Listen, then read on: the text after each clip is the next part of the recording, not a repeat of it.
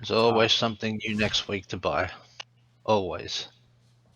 But I mean, my whole thing is like I kind of how I view it, and if I'm kind of going off topic, and I hope I'm not. It's there's needs, there's wants, and there's passion. I mean, you can you want a car, you want a house, you want a family, but passion is something different. Like passion is being to me, it's like being or for people who are like, well, I want to do something that I'm passionate about.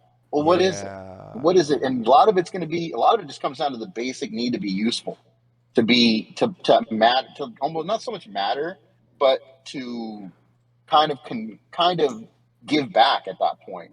And at that point, once they start to figure out, like, oh, it's not, making a ton of money. And that's a lot of millionaires. They get into philanthropy because they've reached the riches, they've touched, they've got nothing else that they need.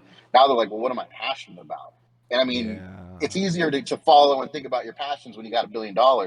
But for us regular folk, I mean, when you're like, what am I passionate about? Like, that's a total, and that's the other thing too, is people are like, what is this one thing I'm passionate about? And it's just like, well, no, you can be passionate about multiple things. It's really kind of a juggling act at that point. You can have all the food, you can have all the love, you can have all the trappings of a very happy person or of something that somebody wants, and eventually you start to have that feeling of like it's not so much I need more. It's just like, well, nothing's filling the hole within me.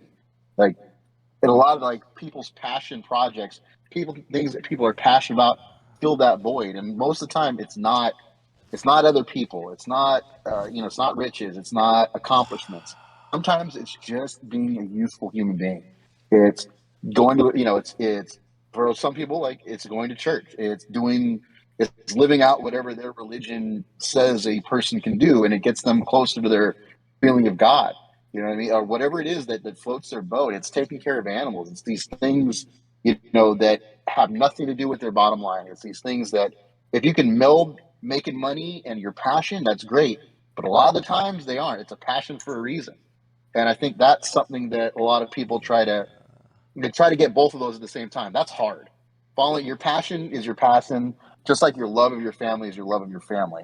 You don't love them because they make you money. You don't love them because they are good to you. You love your kids. You love your animals. You love them because they're part of your life and they do something that others can't, or they do something that that's not tangible, which is Yeah. hard to quantify. You know, I think Like that's they're an kind of addition to your life. the one misconception we have. Exactly, and it's like the things that we do, like me and Jason, we did the same thing for a long time. We found different passions within that. Like I'm passionate about helping people. I'm passionate about good financial decisions. I'm passionate about that. I care. I get up in the morning. I get treated like garbage a good portion of the day, but I'm that passionate about it, and it just so happens to pay. This is nothing different than I was doing at a quarter of the salary 5 years ago. Nothing different. I've just found a way to meld the two, but they're two distinctly different things. My passion and my paycheck. A lot of people want to meld the two. Sometimes you got to accept, hey, that's not something that I can do. I'm passionate about Little League baseball. Doesn't mean I'm going to get paid $1 million to be a Little League coach.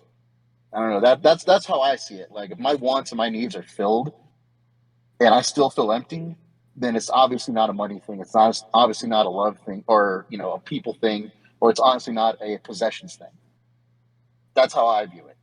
So it's like almost a third class of things that help you, like almost part of your hierarchy of needs at that point. But Here's if the that weird all thing. kind of skewing it, then Here's the weird thing is like it's a balance, right? So what Shmi like most people are very like desire unfulfillment hungry, I should say. I'm not saying all, Mhm. I'm saying most. And it's good Mhm. advice to that advice that he just said right now. You've already got it and you don't need it, and let it go. Mhm. But the real answer, and he's right, but the real answer is this Mhm. balance. I'm learning too, because there's that guy Sad Guru. He preaches this, and this is so true. He says, desire is a good thing. It's like a tool. It's like money. It's a good thing and a bad thing. It could be used for bad, yes, but it could also be used for good. Because like desire is, so for instance, let's just say the desire is I want to take care of my kids and maybe it's an immigrant father trying to get to the US and I want to take care of my kids.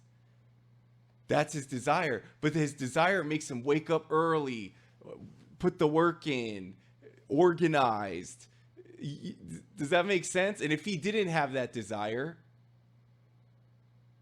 he wouldn't be doing all this productivity, so to speak. So desire is important, but it needs to be honed.